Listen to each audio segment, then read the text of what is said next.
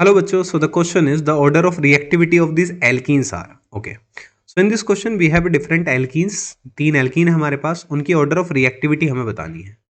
तो देखो बेटा, reactivity की अगर मैं बात करूं तो हमेशा आप याद रखें more stable less reactive, more stable less reactive. ये फंडा हमें पूरी ऑर्गेनिक केमिस्ट्री में बड़ी सहायता करता है स्टेबल प्रोडक्ट और रिएक्टिविटी फाइंड करने के लिए. तो हमें बताना है ऑर्डर ऑफ रिएक्टिविटी. तो हम पहले स्टेबिलिटी देख सकते हैं. तो स्टेबिलिटी हमें एल्कीन की देखनी आती है. अगर मैं पहला वाला कंपाउंड बनाऊं तो वो ये है.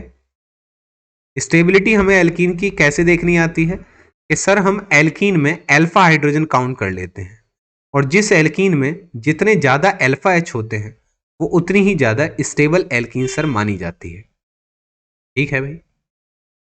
और अल्फा हाइड्रोजन क्या होते हैं सर? अल्फा हाइड्रोजन होते हैं डबल बॉन्ड वाले कार्बन के पड़ोसी कार्बन पर कितने हाइड्रोजन है. जैसे सर ये डबल बॉन्ड वाले कार्बन है, इसमें इसके पड़ोस में तो कोई भी कार्बन नहीं है, बट इसके पड़ोस में सर दो कार्बन है और उन दोनों कार्बन पर तीन तीन हाइड्रोजन है. तो हम कह सकते हैं सर इस एल्कीन के पास 6 अल्फा एच है और इस एल्कीन के पास सर इसी प्रकार से 3 अल्फा एच है और इस एल्कीन के पास एक भी अल्फा एच नहीं है, 0 अल्फा एच. और सर हाइपर कॉन्जुगेशन से हम लोग ऐसे देखते हैं स्टेबिलिटी कि more alpha H more stability due to hyperconjugation. जितने ज्यादा अल्फा हाइड्रोजन होते हैं उतनी ज्यादा स्टेबल होता है. तो अगर सर हम स्टेबिलिटी का ऑर्डर लगाएं, स्टेबिलिटी आएगा है ना, स्टेबिलिटी का ऑर्डर लगाएं तो सर फर्स्ट वाली सबसे ज्यादा स्टेबल है 6 अल्फा हाइड्रोजन की वजह से, फिर सेकंड है सर और फिर थर्ड है.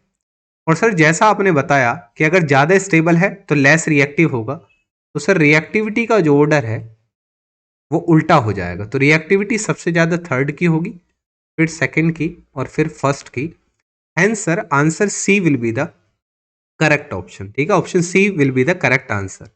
So I hope the concept is very much clear to you. Thank you and best of luck.